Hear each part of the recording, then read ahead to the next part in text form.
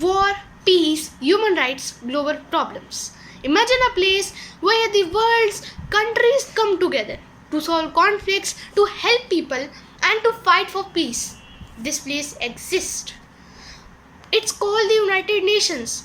But what is UN really and exactly? Why was it created? What does it actually for? And why does it matter more today than ever before? In this episode by Tech Pixels, my name is Aniket Raj. We are diving deep into the history of the UN, major roles and responsibilities, structures and organs, peacekeeping missions, controversies and criticisms, and why the UN still matters in today's world. So buckle up because this is everything you need to know about the United Nations. So, first, part 1. What is United Nations? The United Nations or the UN is an international organization founded in 1945 after the World War II just ended. Now, the world had just witnessed the worst war in human history. Millions had died, cities were destroyed, and humanity had seen the horrors of the Holocaust and the atomic bombs. Leaders from 51 countries came together with a promise to prevent another world war, to promote peace and cooperation, to protect human rights. Today there are 193 members countries in almost the entire world, and the UN's mission has grown beyond the just stopping the wars. It now works on poverty, climate change, education, gender equality, and more. Now, part 2. The 6 main organs of the UN. The United Nations is like a big machine and it has 6 main organs or parts. Let's break them down one by one. Part 1. The General Assembly. This is where country gets a voice. One country equals to one vote. All 193 members meet every year in New York to talk about the general global issues. Now, they debate ideas, pass non-binding resolutions, approves the UN budgets, elect members to other organs. But remember, the decisions here are not enforceable. They are more like just recommendations. Second, the Security Council. Here's where the serious power lies. 15 countries sit on the council. 5 permanent members, P5, USA, Russia, UK, France and China. 10 elected members, changing every 2 years. Now, the Security Council can authorize military action, impose sanctions, approve peacekeeping missions. But there is a catch. The P5 countries have veto power. If any one of them says no, the motion fails. The Economic and Social Council, ECOSOC. Now, the organ focuses on global development and cooperation.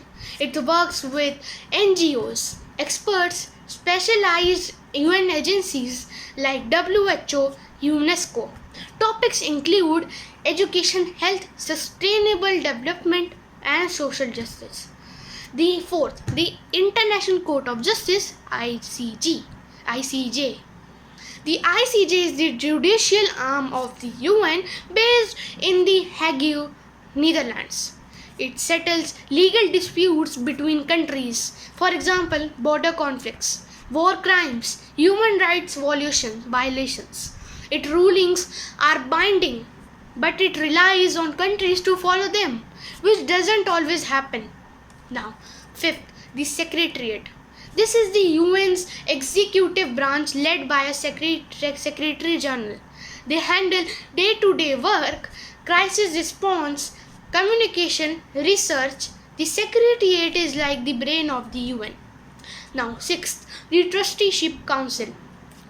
This one of the kind of retired. It was created to help colonies become independent nations. Since all the trust territories have achieved independence, the Council has been inactive since 1994, but it still exists in the UN Charter. Part 3. Peacekeeping missions. UN peacekeepers are known as blue helmets and they risk life to keep the peace in war zones. They monitor ceasefires, protect civilians, disarm fighters, support fair elections. There are currently around 80,000 peacekeepers serving across the world. Famous missions: Haiti, South Sudan, Cyprus, Lebanon, and Congo. They are often not allowed to fight, only defend. And yes, sometimes they have faced criticisms for being slow and ineffective. But without them, many conflicts would explode again. Now, part 4: Specialized agencies. The UN has tons of agencies working on specific problems. Let's look at the major ones. WHO, World Health Organization, fight diseases, guides on pandemics, helped eradicate smallpox, crucial during COVID-19.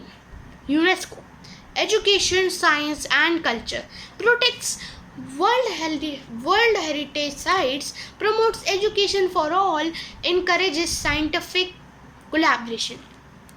UNEP, Environment Program, fights climate change, helps countries go green, conducts environmental research. WFP, World Food Programme, delivers food during families during disasters. Won Nobel Peace Prize in 2020. UNICEF for children supports child education and nutrition, protects against abuse, operates in over 190 countries. IMF and World Bank work with the UN, provide loans and aids for developing nations, aim to reduce global poverty. Part 5: Human Rights and Global Goals.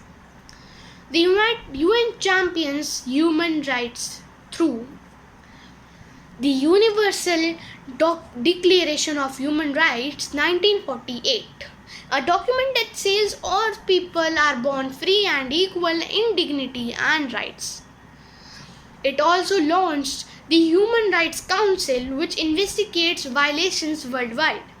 In 2015, the UN adopted the Sustainable Development Goals (SDGs), 17 goals to be achieved by 2030.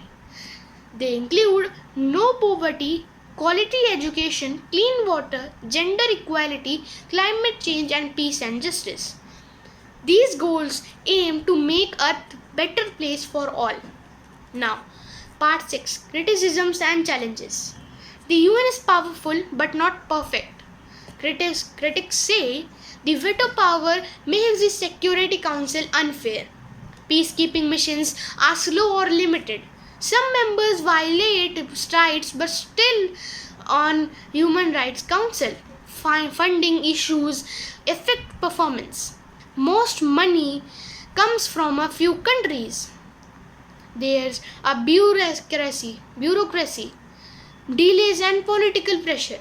But despite its flaws, the UN is still the only global platform we have for diplomacy and collective action. Why the UN still matters? The last question. In a world full of challenges, war, pandemics, poverty, climate change, no one country can solve these problems alone. The United Nations may not be perfect, but it represents hope. A global conversation table, a dream that humanity can work together instead of fighting. So next time you hear about the UN, don't just think of speeches and suits. Think of peacekeepers, of food for starving children, of a voice for the voiceless.